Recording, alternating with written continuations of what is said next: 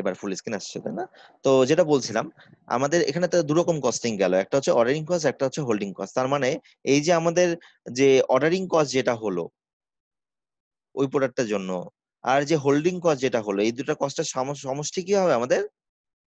Total cost. এবং total কস্টটা আমাদের আসলে কি করতে হবে? হিসাব করে বের করতে হবে, এবং ফর্মুলা আমরা শিখবো যে কিভাবে টোটাল কস্ট বের করতে হয়। ঠিক আছে, সেটা আমরা শিখবো। এবং টোটাল কস্টটাও কি হবে, গ্র্যাজুয়ালি এই পয়েন্টটা কি হবে, কমে যাবে, ইওকিউ পয়েন্টটা কমে যাবে, আবার কি হবে, বাড়তে থাকবে। সো এখানে কিছু ফর্মুলাস আছে, যে ফর্মুলাগুলো তোমরা একটু লিখে রাখো, জাস্ট লিখে রাখো, স্ক্রিনশট নিলেই হবে। আমি এই ফর্মুলাগুলো একটু বুঝিয়ে দিব, জাস্ট আমরা একটা আগের ডায়াগ্রামে যাবো আর কি। এটা স্ক্রিনশট কেউ যদি নিয়ে রাখো খুব ভালো হয় আমার জন্য।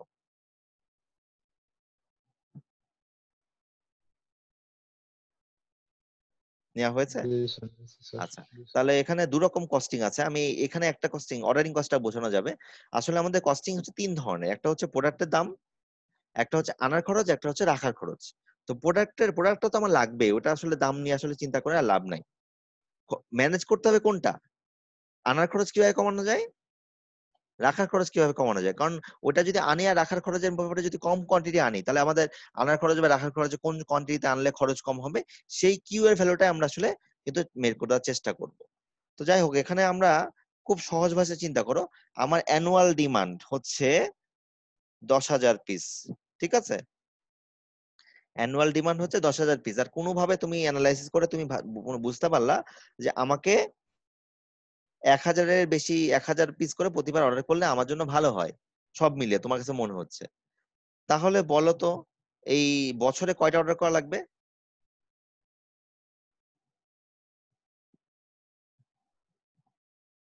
আমার কথা কি শুনতে পাচ্ছ? 1000 ওইটা কি 1 মান্থের? স্যার আমাদের আসলে বুঝতে পারিনি ব্যাপারটা। জি স্যার, বুঝতে পারলাম না ঠিক।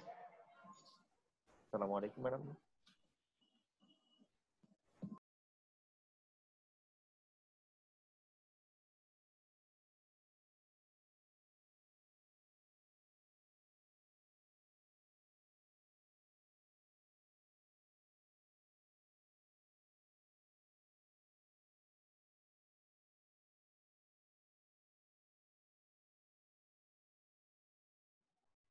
হ্যাঁ, তো যেটা বলছিলাম, যে তোমার বাৎসরিক ডিমান্ড হচ্ছে কত?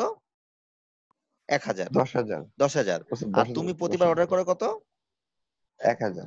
1,000। তাহলে বলো তো, তোমার বছরে কতটা, কয়বার অর্ডার করতে হবে? 10 বার।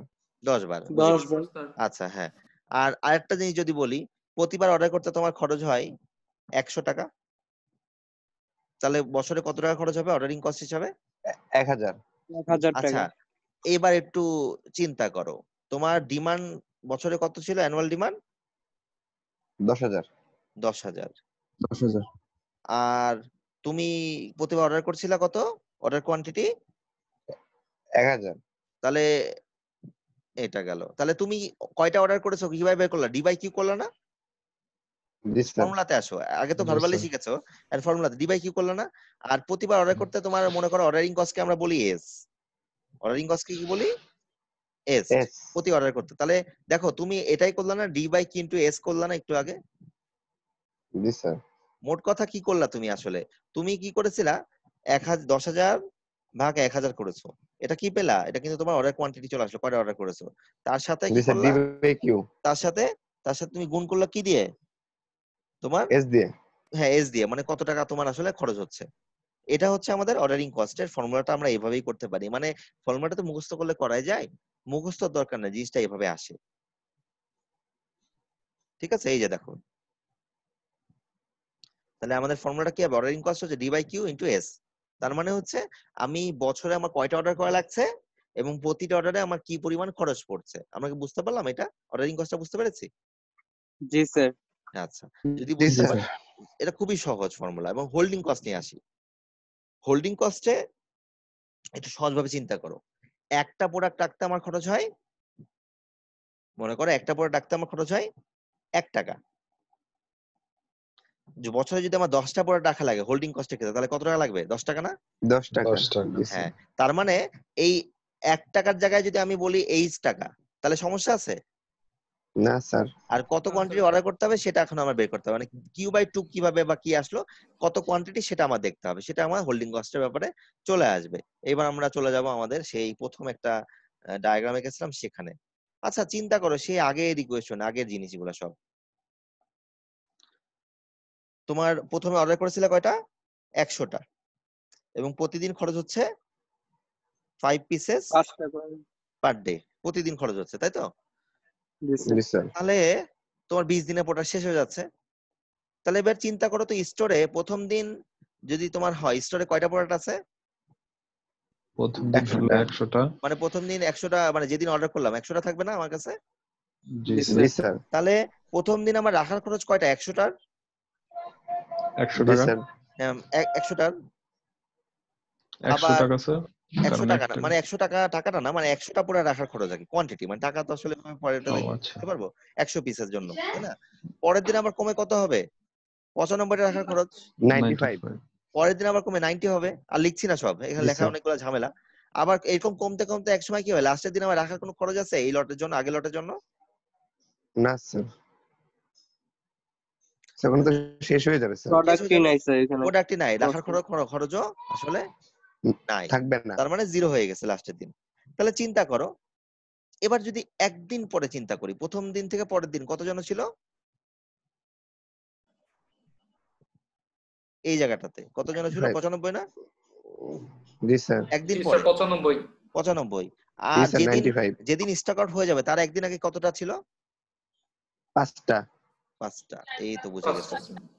মানে আমরা ধরলাম এই জায়গাটাতে কত আছে? 5টা। তার মানে আমি যেটা বুঝতে পারছি, আসলে আমি এক্সাক্ট ভ্যালুটা বের করা আমার জন্য কঠিন হয়ে যাচ্ছে না?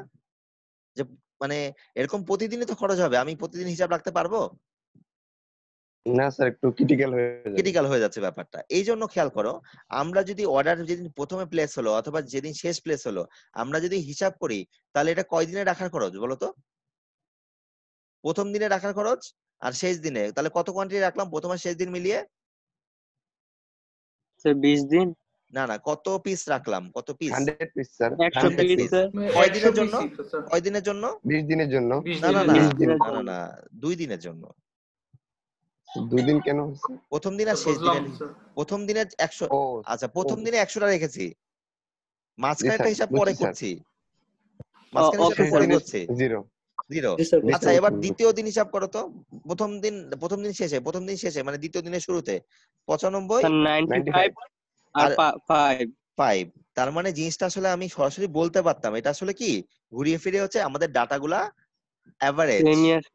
100ই আসতেছে, 100ই জি স্যার। আসতেছে। তার মানে আমার আসলে এক্স্যাক্টলি প্রথম দিনে যেটা আমরা আনি সেটাই তো সবসময় থাকে না। এই জন্য আমরা কি করি, আমরা এটা ক্ষেত্রে আমরা সাইকেল ইনভেন্টরিকে ক্যালকুলেট করি, মানে এটা অ্যাভারেজ করি, যেটা হয় প্রথম দিনে আমার কিউ পরিমাণ রাখতে হয় আর শেষ দিন সেটা হয়ে যায় 0, সেটা হচ্ছে অ্যাভারেজে।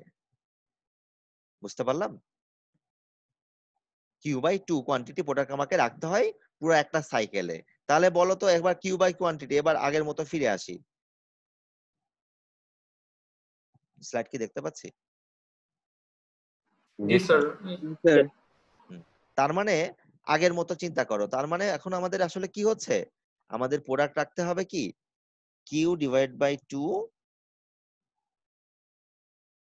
এই কোয়ান্টিটি প্রোডাক্ট রাখতে হবে, এবং এই কোয়ান্টিটি প্রোডাক্ট রাখতে আমার খরচ হবে কত? যদি একটা প্রোডাক্টে রাখার খরচ হয় H টাকা, তাহলে হচ্ছে এটা Q/2 ইন্টু H। এই যে দেখো ফর্মুলাটা দেখি চলো এবার।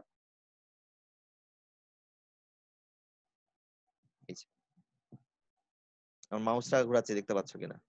কিভাবে আসলে আমি বুঝতে পেরেছি, মানে এটা আমরা অন এন অ্যাভারেজ করছি, কারণ আসলে রিয়েলি প্রতিদিনের সিনারিও কি হয়, একটু আলাদা হয়, ঠিক কি না? এই জন্য আমরা কি করছি, Yes, প্রথম sir. দিন আর শেষ দিনের ডাটাকে আমরা কি করছি, অ্যাভারেজ করছি। জাস্ট এই ফর্মুলাটা এইভাবে আসে আর কি। তো এখন এই যে এইচটা, অনেক সময় এই এইচটা না করে অনেক জায়গায় এটা এইভাবে করে। এটা তো হোল্ডিং কস্ট, মানে আলাদা করে তোমার বলে দিল রাখার খরচ কত, capital H, and that is equal to কি বলা যায়, মনে করো বলে দিল $100। কিন্তু অনেক সময় এভাবে বলে না।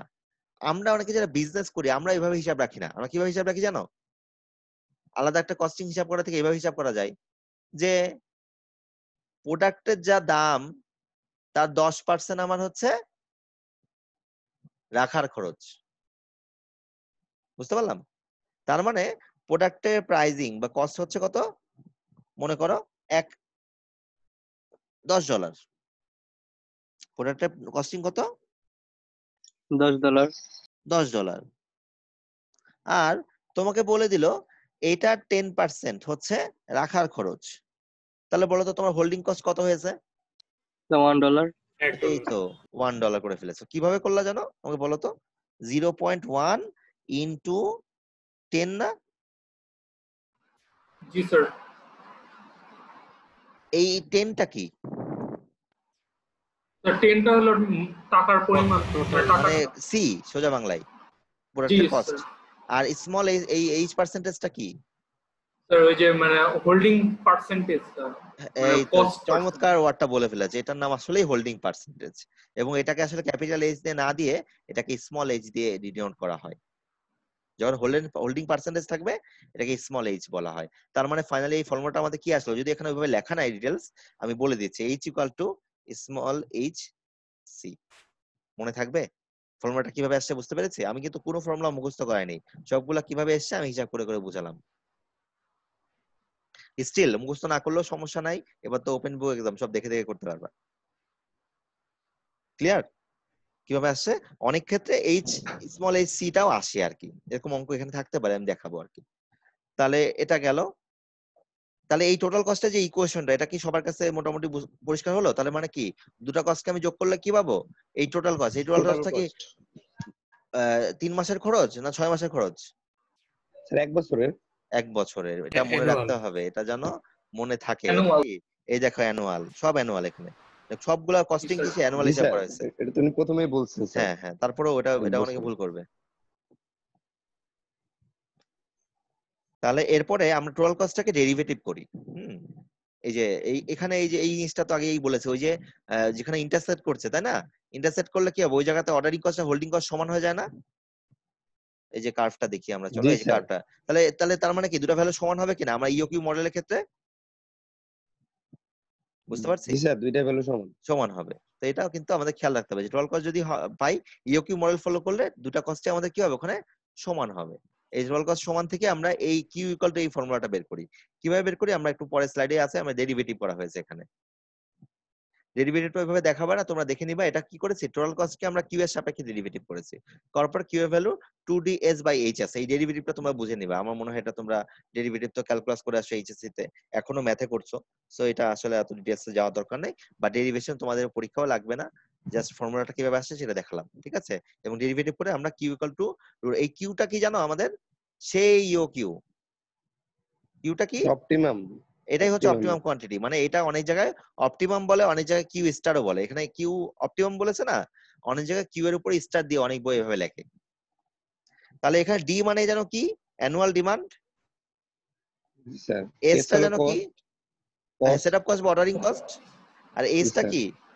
হোল্ডিং কস্ট, রাখার খরচ। Holding cost holding sir. Cost. জি স্যার। চলো এখন একটা অঙ্ক স্যার আমাদের দেখবো। জাস্ট এই ফর্মুলাটা মনে রাখতে হবে স্যার, জাস্ট ফর্মুলা ফর্মুলা। তো মনে রাখার দরকার নেই, দেখলেই হবে। জি স্যার। হ্যাঁ, তাহলে তোমরা এবার ফর্মুলা তোমাদের, আচ্ছা এই ফর্মুলাটা কি লিখে সবাই লিখে রেখেছো? দুটা ফর্মুলা আমরা শিখলাম, বেশি ফর্মুলা শিখিনি। আরো ফর্মুলা অঙ্ক করতে গেলে শিখবো, সেটাও আসলে অলরেডি শিখে ফেলেছি মুখে মুখে। আচ্ছা, এই ফর্মুলাটা সবাই একটু লিখে রাখো বা স্ক্রিনশট নিয়ে রাখো, যাতে আমাদের অঙ্কটা করার জন্য আমাকে বলতে পারো। আমাদের 10 মিনিট লাগবে, শেষ হয়ে গেছে চ্যাপ্টার।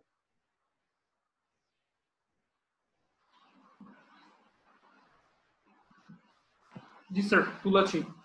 আচ্ছা, পাশাপাশি এই ফর্মুলা গুলো সবার কাছে আছে ডেফিনেটলি। টোটাল কস্টের ফর্মুলাটা সবাই কম বেশি লিখে রেখেছো বা স্ক্রিনশট নিয়ে রেখেছো। জি স্যার, জি এটা স্যার, আছে স্যার। এটা প্রথমেই করেছি। এটা জি প্রথমে স্যার। করেছো। তাহলে আমরা এখন অঙ্কে যাব। অঙ্কে কি বলছে দেখি আমরা। অঙ্কে ফার্স্ট যে কথাটা বলছে সেটা হচ্ছে ইওকিউ বের করতে বলছে। হুম, তারপরে how much time per year does store reorder, মানে প্রতি বছরে কতবার রিঅর্ডার করতে হবে। রিঅর্ডার করাটা কিন্তু আমরা পারবো না, সংখ্যা দিয়ে বের করতে পারা যাবে, কিন্তু আমরা একটু রিঅর্ডার করা বের করা শিখেছিলাম যে বছরে কয়টা অর্ডার করা লাগবে, সেটা আমরা করব। আচ্ছা, তবে expected number of order in days, এটাও দেখবো। ইওকিউ যদি আমরা মেনটেন করি 12 কস্টটা বের করবো। আচ্ছা, ইওকিউ এর ফর্মুলা জানো কি? তো এই তো √2ds/h হ্যাঁ আচ্ছা, এটা ফর্মুলা যদি হচ্ছে জানি, কোশ্চেন দেখি চলো। একটা টায়ার ডিস্ট্রিবিউটর তারা কি করে, বছরে এতটা প্রোডাক্ট সেল করে, এটা কি ডিমান্ড, এটা কি ডিমান্ড। ডিমান্ড আচ্ছা, ইওকিউ এর ফর্মুলার জন্য আমার ডিমান্ড লাগবে, তারপর কি লাগবে, অর্ডারিং কস্ট লাগবে, হোল্ডিং এস কস্ট লাগবে। লাগবে স্যার। হ্যাঁ, এখন দেখো অ্যানুয়াল ক্যারিং কস্ট, ক্যারিং কস্টটা কি হোল্ডিং কস্ট না ordering cost? Sir ordering cost. না, sir ordering carrying cost. Cost. Carrying cost মানে আমার হোল্ডিং কস্ট, মানে আমি রাখার জন্য, আমার নিজের কাছে রাখার জন্য। ও আচ্ছা স্যার। অর্ডারিং কস্ট হচ্ছে সেটআপ কস্ট বা অর্ডারিং কস্ট, এটা। তাহলে তিনটা, এটা কি, তাহলে আমি একটু লিখে দিই, আমি আর অঙ্ক তোমরা দু একজন করো, আর পরে দেখিয়ে দিব। আমি করাবো এখানে একবারে, রুটে দেখাবো না, রুটা কাটা খুবই কমপ্লিকেটেড এখানে। এটা কি আমাদের ডি না? জি স্যার। এটা আমাদের ডি।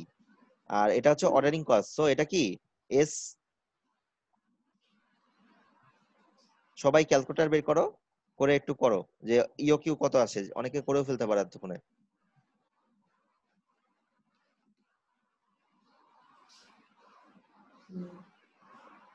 ক্যারিং কস্ট হচ্ছে, ক্যারিং কস্টে আমরা এইচ বলি। হ্যাঁ, দেখো তো কত আসছে, ইওকিউ মডেল করো।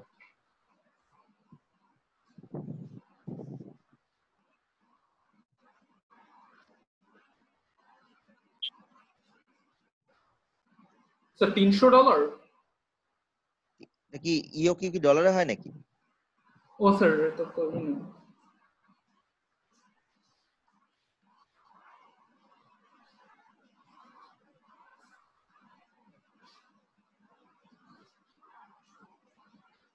বাকিটা কেউ করনি?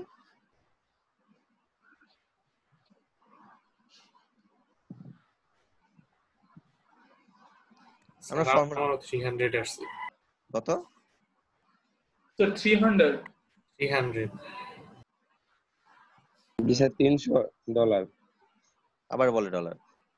কোয়ান্টিটি এটা, ও স্যার প্রোডাক্ট, কোয়ান্টিটি। প্রোডাক্ট গুলো ঠিক ছিল বা ইউনিট গুলো ঠিক ছিল। এই যে দেখো, তুমি এই ফর্মুলা দিয়েই করেছো একটু আগে, যেটা আমি মুখে বললাম।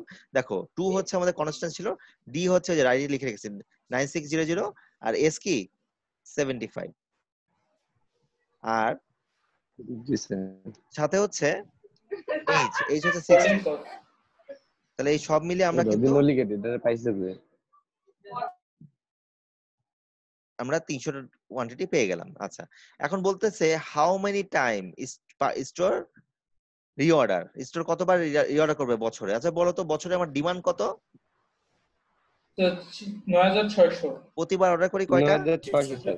স্যার 300টা করে। তাহলে 300 কয়টা অর্ডার টাকা। করব, ভাগ করে দাও। 9600 ভাগ 300 স্যার। কত স্যার আসে? 32 স্যার। জি স্যার 32। স্যার 32। ঠিক আছে। 32 স্যার। আচ্ছা, এখন বলতেছে expected number of orders in days, মানে কয়টা অর্ডার করা লাগবে, মানে একটা অর্ডার কতদিন চলবে। আচ্ছা, একটা অর্ডার কতদিন চলবে, এটা আসলে অনেক একটু কমপ্লিকেটেড ব্যাপার। কারণ চিন্তা করো, তোমার বছরে 365 দিন যদি হয়, আর তোমার যদি প্রতি অর্ডারে বছরে 32টা অর্ডার করা লাগে, তাহলে একটা অর্ডার কতদিন চলবে? 365 ভাগ 32টা। জি স্যার। যদি আমি জি ছুটির দিন স্যার। মানে ধরি, কিন্তু অনেক সময় আমরা কি ওয়ার্কিং আওয়ার ধরি, আবার ছুটির দিনও বাদ দেই। তো এখানে কোশ্চেনে দেয়া থাকার কথা, না দেয়া থাকলে 365 ধরতে পারি। দেখো কি বলেছে, দা ডিস্ট্রিবিউটর অপারেটস 288 ডেজ ইন ইয়ার, মানে এক বছরে কত দিন? 288 দিন। 288। হ্যাঁ, 288 দিনে আমাদের তাহলে বলো তো, একটা অর্ডার তাহলে কতদিন চলবে? 200। 32 দিয়ে ভাগ 9 দিন হ্যাঁ, স্যার। ঠিক কি না? বুঝতে পারলাম কনসেপ্ট দিয়ে, আমি কিন্তু পুরো ফর্মুলা দেখাচ্ছি না। দেখো এই যে এটা হচ্ছে আমাদের। জি স্যার ঠিক জি আছে স্যার স্যার। 9 দিন। আচ্ছা, এখন টোটাল কস্টটা বের করা যাবে। টোটাল কস্টের ফর্মুলা যেন কি ছিল, ফর্মুলাটা আমি লিখে দিই নাকি লেখা আছে তোমাদের কাছে? তাও লিখে দিই। স্যার আছে জি। টোটাল কস্ট ছিল equal to Q/2 into H Q/2 into into H sir plus D/Q into S।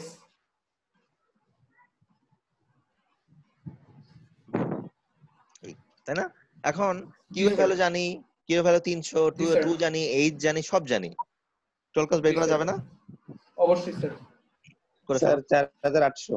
4800 দেখি হলো কিনা, করে দেওয়া আছে এখানে। এটাই হয়েছে কিনা? জি স্যার ঠিক আছে। জি স্যার ঠিক আছে। পারা যাবে না, একবারে সোজা ম্যাথ। আসলে ইনভেন্টরি অনেক টাইপের মানে মেথড আছে। ইওকিউটা খুব কনভেনশনাল একটা মেথড, একবার বেসিক মেথডস। অ্যাডভান্স অনেক মেথড আছে, সেগুলো তোমরা অপারেশনস ম্যানেজমেন্টে যে পড়বা। ঠিক আছে, আর আরেকটা অঙ্ক করি চলো। একটা কোম্পানি, তারা একটা প্রোডাক্ট তৈরি করে, ক্যাথোড রে টিউব বানায়। ক্যাথোড রে টিউব আসলে এই টিভির ভিতরে আগে থাকতো, এখন আর থাকে না। বড় বড় যে টিভি ছিল আগেকার দিনের, ওই টিভিতে, এখন তো সবাই স্লিম টিভি চলে আসছে, সিআরটি টিভি সিআরটি টিভি বা সিআরটি মনিটর ইউজ করেছি আমি ছোটবেলায়, ওগুলাতে কিন্তু। বাট এখন তার ক্যাথোড রে টিউব নাই। তো এক্সাম্পলটা থাকলে কোনো সমস্যা নেই, অথবা অন্য কোনো কাজে লাগতে পারে, আমি জানি না। এটা কি তাহলে দেখো তো, ডিমান্ড। এটা কি? এটা ডিমান্ড। এটা ডিমান্ড। ডিমান্ড। এটা ডি। আচ্ছা, ডি অর্ডারিং হলো কস্ট কি পেয়ে গেলাম? 3600। এটা কি অর্ডারিং কস্ট? এটা কি এস না?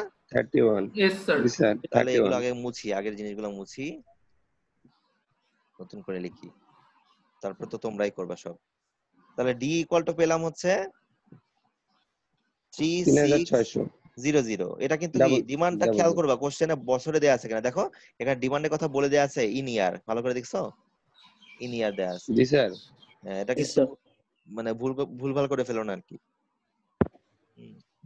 যাই হোক, তারপরে কি হলো? S31। S31 পেয়ে গেছি, কিন্তু দেখতে পাচ্ছি এখানে এইচ নাই, ক্যাপিটাল এইচ নাই, পার্সেন্টেজ দেওয়া আছে, দেখতে পাচ্ছি। জি স্যার। জি তাহলে স্যার। আমি যেহেতু পার্সেন্টেজ আছে, তাহলে এটাকে স্মল এইচ বলি না, স্মল এইচ লিখে ফেলি, দ্যাট ইজ জি স্যার। 20%, তাই না? 0.20 সরাসরি লিখলাম, সমস্যা নেই এতে। আচ্ছা, এবং পাশাপাশি দেখো ক্যাথোডের একটা টিউবের দাম বলেছে, সেটা কত? 65 স্যার। মানে তার এটা কিন্তু সি, এটা কি প্রোডাক্টের দাম। সি। জি স্যার। কোশ্চেনটা সি বোঝো নাকি? কস্ট। মানে কস্ট, হ্যাঁ এক্স্যাক্টলি, এটা জি হচ্ছে স্যার। সি। 60 product cost. প্রোডাক্টের কস্ট। Sir 30 equal to dollar sign আসতেছে না, হ্যাঁ কিবোর্ডের। এই হচ্ছে গেল। তাহলে আমরা একটা ফর্মুলা আগে জানতাম, সেটা হচ্ছে capital H equal to small H into C, তাই না?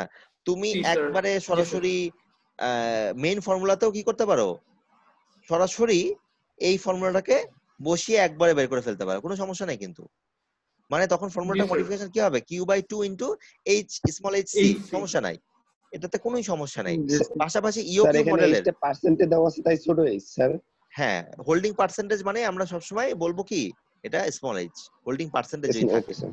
আচ্ছা, সিমিলারলি আরেকটা কথা বলি, মনে করো তুমি ইওকিউ মডেলে যে ওখানে ক্যাপিটাল এইচ আছে না, ওখানেও কিন্তু সরাসরি স্মল এইচ সি লিখে দেওয়া যেতে পারে, বুঝতে পারছি? জি স্যার। মানে আলাদা করে ক্যাপিটাল এইচ বের করে তারপরে সময় নষ্ট কোনো প্রয়োজন নাই, সরাসরি করে ফেলা, কোনো আপত্তি নাই। দুটো ফর্মুলা কারেক্ট, কোন একটা জায়গায় লিখতে পারো small capital H equal to small H C, কিন্তু ওভারঅল কিন্তু দুটাই কারেক্ট। ঠিক আছে, বুঝতে পেরেছি স্যার। আচ্ছা। তাহলে এখন আমরা ফর্মুলা টর্মুলা লেখার আগে দেখি কোশ্চেনে কি চেয়েছে, সেগুলো দেখি করার চেষ্টা করি। অপটিমাল কোয়ান্টিটি পারবো বের করতে? অপটিমাল কোয়ান্টিটি মানে order quantity, economic order quantity যেটা সেটা। আচ্ছা, ইওকিউ পারবো। ক্যারিং কস্ট পারবো? ক্যারিং কস্টটা যেন কি ছিল? Holding cost. হোল্ডিং কস্টের হোল্ডিং ফর্মুলাটা কস্ট কি? স্যার। কিউ/2 ইনটু স্মল এইচ সি। এখানে অর্ডারিং কস্ট বের করতে পারবো? জি স্যার। ডি/কিউ ইনটু, জি স্যার। আর এই দুটাকে যোগ করলে কি পাওয়া যাবে? Total cost. Total annual cost. পারা যাবে না? এখানে আলাদা আলাদা করে দেয়া আছে মনে হয়।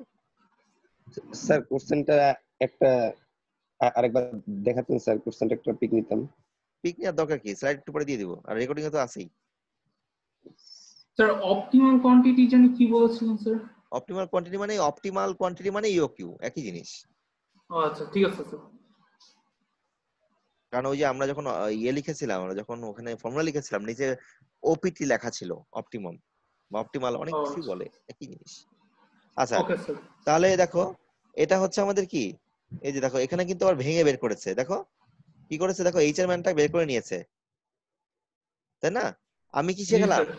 এটা সরাসরি এই জায়গায় বসিয়ে দাও, কোনো আপত্তি নেই আমার, এই ডাটাটাই এই এর ভিতরে বসিয়ে দাও, আমার কোনো সমস্যা নাই। দেখো ডি এর ভ্যালু দিয়েছি, এস এর ভ্যালু দিয়েছি, সব দিয়েছি, 131 আসবে। ক্যালকুলেটর হিসাব করে দেখো তো দুই একজন মিলে কিনা। জি স্যার, ঠিক আছে। ঠিক আছে না? ওকে, তাহলে গুড। আর জি ক্যারিং কস্টটা যেন কি ছিল আমাদের? হোল্ডিং কস্টের ফর্মুলা sir D/Q into S। H by H small H C, একই জিনিস কিনা বের করো, তোমরা তোমার মতো করে বের করো, কোনো সমস্যা নেই। এখানে formula Q/2 into small ac লিখলেও ভুলের কিছু নাই, এটা একই কথা। কত আসে? 65 পয়েন্ট, সরি না, Q হচ্ছে আমাদের 131 2, আর H এর ভ্যালুটা হচ্ছে কত? H এর ভ্যালু আমরা 13 আসে। আকাশ, তোর কি যে প্রথমটা 131ই আসছে? একটু রাউন্ড আপ করতে হ্যাঁ, হবে, ওইটা তো এক্সাক্ট আসে না, একটু কম স্যার বেশি। এটা আমার তো 100, এটা 851.5 স্যার। আচ্ছা, এটা আমার তো 851.5। 203 আসে কেন? আমারও জি আসছে স্যার। 203, ওই কি 203.8। বলিস? হ্যাঁ, 203.8 এখানে একটা ছোট আমার টাইপিং মিস্টেক আছে, একটু তোমার একটু ধরা উচিত ছিল, এই জায়গাটা খেয়াল করো। ও স্যার, জি স্যার, 75। হুম, স্যার ঠিক- পরেরটা ঠিকঠাক স্যার করে নিও। 851.5 আসছে স্যার, 851.5। মানে ওই যে রাউন্ড আপ করেছে 852 দিয়েছে, ঠিক আছে, বুঝতে পারলাম এখানে টাইপিং মিস্টেক আছে। জি স্লাইডটা স্যার, পিডিএফ আমি এমন যদি হয় ভুল করে আপলোড 65 করে দিয়ে দেই, করছি স্যার। তারপরে তোমরা ঠিকঠাক করে নিবা আর কি। হ্যাঁ, জি স্যার, আমি ওটা 65 দিয়ে করছিলাম। আচ্ছা ঠিক আছে। তাহলে এর পরেরটা কি হবে? অর্ডারিং কস্ট, সেটা কি Q/D/Q ইন্টু S না? বের করো জি কত স্যার। আসে?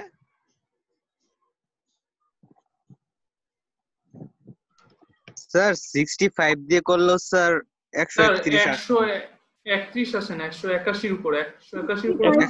189 আসছে। হ্যাঁ, 89। জি স্যার, 89.7। আরে এস তো 31, এস তো হচ্ছে 31। 13 দেওয়া হ্যাঁ। আছে, 31 হবে। এই রে কি আচ্ছা, ওর তো এখানে ভুল আছে, ওই যে স্যারের যে উপরে মানটা লিখে দিছিল না, ওইটা ধরে রাখবো, এখানে ভুল আছে। হ্যাঁ, বুঝতে পারছি এখন। ভাই তুই একবার 75 একবার 65, তাও তোর 131 আসে কেমনে ভাই? ভাই হ্যাঁ, এটাও তো আরে তুই ভাই, যখন আমি ঠিকই 65 করছিলি, ধরেই বলবি করছি না? ভাই। আমি তো ওই যে স্যার লিখে দিল না। 65 দিলে তো 131 কি কাছেও আসে না, 190 আসে। আরে মানগুলা দেখ, একদম যদি অঙ্ক দেখে করে সেটা তো হবে না। মান দেখ, এস সমান 31 দে এর জায়গায়। দেখছি, আমি ওইটা বলিনি।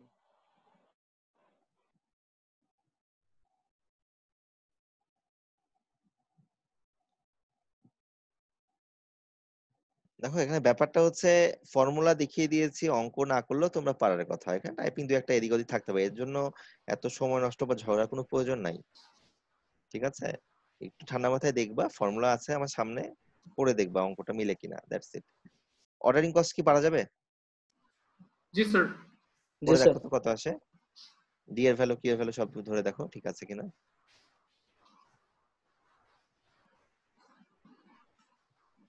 এটা আসে স্যার 851.90, মানে 852 রাউন্ড 852। আপ করা যেতে পারে। জি স্যার, আমরা এটা আগে ঠিক আছে।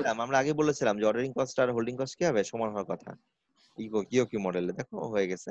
আর তার টোটাল কস্ট কি, এই দুটো কস্টিং এর যোগফল না, বি আর সি যোগ করলে কিন্তু ডি পাবো, তাই না? জি স্যার। জি জি স্যার। স্যার। এই হচ্ছে ওভারঅল আমাদের। এখানে মনে হয় ছোটখাটো, আচ্ছা এটা ঠিকঠাক দেখতে হবে আর কি কি হয়েছে, পরে পরে করে দেবো আর কি। তো যাই হোক, সব মিলিয়ে আমাদের এই চ্যাপ্টারটা শেষ।